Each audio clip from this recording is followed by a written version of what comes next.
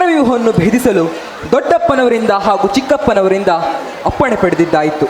ಇನ್ನು ತಾಯಿ ಸುಭದ್ರೆಯಲ್ಲಿ ಸಂಧಿಸಲು ಹೊರಟವ ಈ ಅಭಿಮನ್ಯು.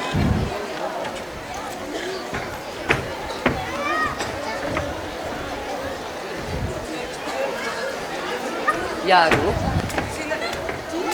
ವಂದಿಸುತ್ತೇನೆ ತಾಯಿ, ಆಶೀರ್ವಾದ ಮಾಡಿ. ಹೇಳು ಅಭಿಮನ್ಯು, ಹೇಳು ಅಭಿಮನ್ಯು. ಶಿರದಲ್ಲಿ ಶಿರತ್ರಾಣ, ಎದೆಯಲ್ಲಿ ಸೀಸ ಕವಚ, ಕಣ್ಣಿನಲ್ಲಿ ತೀಕ್ಷ್ಣತೆ, ಮಾರ್ಗಣ ತುಂಬಿದ ಬತ್ತಳಿಕೆ, ಮುಖದಲ್ಲಿ ವೀರಾವೇಶ. ಅಭಿಮನ್ಯು, ಹೆಸರಿಗೆ ತಕ್ಕ ಹಾಗೆ ಬೆಂಕಿಯಂತೆ ಉರಿಯುತ್ತಾ ಎತ್ತ ಹೊರಟಿದ್ದೆ ಕಂದ. ಅಮ್ಮ, ಪಾಂಡವರನ್ನು ಹೇಗಾದರೂ ಮಾಡಿ ಸೋಲಿಸಲೇಬೇಕೆಂಬ ನಿಟ್ಟಿನಲ್ಲಿ ಆ ಪಾಪಿ ಕೌರವರು ದ್ರೋಣಾಚಾರ್ಯರ ಮೂಲಕ ಚಕ್ರವ್ಯೂಹವನ್ನು ರಚಿಸಿ ನಮ್ಮನ್ನು ಯುದ್ಧಕ್ಕೆ ಆಹ್ವಾನಿಸಿದ್ದಾರೆ.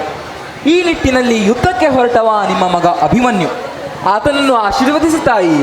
ಮಗನೇ, ರಣಕ್ಷೇತ್ರವೆಂದರೆ ಆಟದ ಮೈದಾನವಲ್ಲ, ಯುದ್ಧವೆಂಬುದು ಸರಸವಲ್ಲ. ಗುರು ದ್ರೋಣಾಚಾರ್ಯರನ್ನು ಗೆಲ್ಲುವುದು ಸುಲಭವಲ್ಲ ಕಂದ, ಸುಲಭವಲ್ಲ. ಶಪಾದಪಿ ಶರದಪಿ ಶಕ್ತಿ ಉಳ್ಳವರವರು, ಅಭವನಿಗೂ ಗೆಲುವು ಅಸಾಧ್ಯ. ಆದ್ದರಿಂದ ನೀನು ಯುದ್ಧಕ್ಕೆ ಹೋಗುವುದು ಬೇಡ ಮಗನೇ, ಬೇಡ. ಅಮ್ಮ, ನಿನ್ನ ಮಗನಿಗೆ ರಣಕ್ಷೇತ್ರವೇ ಆಟದ ಅಂಗಳ, ನನಗೆ ಸಮರವೆನ್ನುವುದು ಸರಸವೇ ಸರಿ. ಇದು ಅಭವನ ಕಾಳಗವಲ್ಲ ತಾಯಿ, ಇದು ಅಭಿಮನ್ಯುವಿನ ಕಾಳಗ. ಮಗನೇ, ಸಮರ ಎನ್ನುವುದು ಸರಸವಲ್ಲ, ಯುದ್ಧದ ಅರ್ಥ ಸಾವು ಸಹಿತವಾದದ್ದು ಕಂದ. ಯುದ್ಧಕ್ಕೆ ಹೋದ ಯಾವ ಯೋಧನೂ ಹಿಂತಿರುಗಿ ಬರುತ್ತಾನೆಂಬ ಭರವಸೆ ಇಲ್ಲ. ಆದರೆ ನೀನು ಯಾಕೆ ಮನಸ್ಸನ್ನು ಕಲ್ಲು ಮಾಡಿಕೊಂಡು ಯುದ್ಧಕ್ಕೆ ಹೋಗ್ತೇನೆ ಅಂತ ಹೇಳ್ತಿದ್ದೀಯ ಕಂದ? ಏನಕ್ಕೆ? ಈ ಲೋಕದಲ್ಲಿ ಕುಂಟನೇ ಆಗಲಿ, ಕುರುಡನೇ ಆಗಲಿ, ಬದಿರನೇ ಆಗಲಿ ಸಾವನ್ನು ಬಯಸುವುದಿಲ್ಲ ಕಂದ, ಬಯಸುವುದಿಲ್ಲ. ಅಂಥದ್ದರಲ್ಲಿ ಬಾಳಿ ಬೆಳಗಬೇಕಾದ ನನಗೆ ಮರಣವೇ ಪ್ರಿಯವಾಯಿತೆ.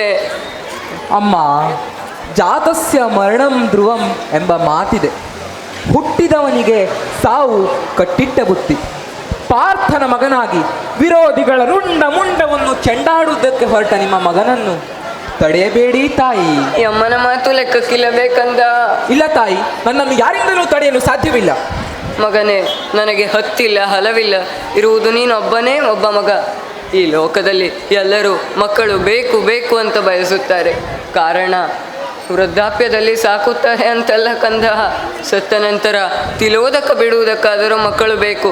ಈ ಎತ್ತಿ ಆಡಿಸಿದ ತೋಳನ್ನು ಕತ್ತರಿಸಿ ಹೊರಟೆಯ ನೀನು. ಯುದ್ಧದ ವಾರ್ತೆಯನ್ನು ನಾನು ಕೇಳಲಾರೆ ಕಂದ, ಕೇಳಲಾರೆ. ಉತ್ತರೆ ಗರ್ಭವತಿ ಆಗಿದ್ದಾಳೆ. ವಿಷಯ ತಿಳಿದರೆ ಅವಳಿಗೆಷ್ಟು ನೊಂದಾಳು. ಹೋಗಿಯೇ ಹೋಗುತ್ತಾನೆ ಅಂತಾದರೆ ಈ ತಾಯಿಯ ಒಂದು ಆಸೆಯನ್ನು ನೆರವೇರಿಸುತ್ತೀಯಾ? ಹೇಳಿ ತಾಯಿ. ಸಾವಿರಾರು ತಲೆ ಕತ್ತರಿಸುವ ನಿನಗೆ ಒಂದು ತಲೆ ಹೆಚ್ಚಾದೀತೆ? ಇಲ್ಲ ತಾಯಿ. ಹಾಗಾದರೆ ಹೆತ್ತ ತಾಯಿಯ ತಲೆಯನ್ನು ಕತ್ತರಿಸಿ ಹೋಗು. ಅಮ್ಮ, ಅಮ್ಮ, ಅಮ್ಮ, ಯಾಕಮ್ಮ, ಯಾಕಮ್ಮ ಇಂಥ ಮಾತುಗಳನ್ನಾಡಿ ನನ್ನ ಮನಸ್ಸನ್ನು ನೋಯಿಸುವಿರಿ? ನಿಮ್ಮ ಮಾತಿನ ಚಾಟಿ ನನ್ನನ್ನು ಸುಡುತ್ತಿದೆ ತಾಯಿ, ಸುಡುತ್ತಿದೆ.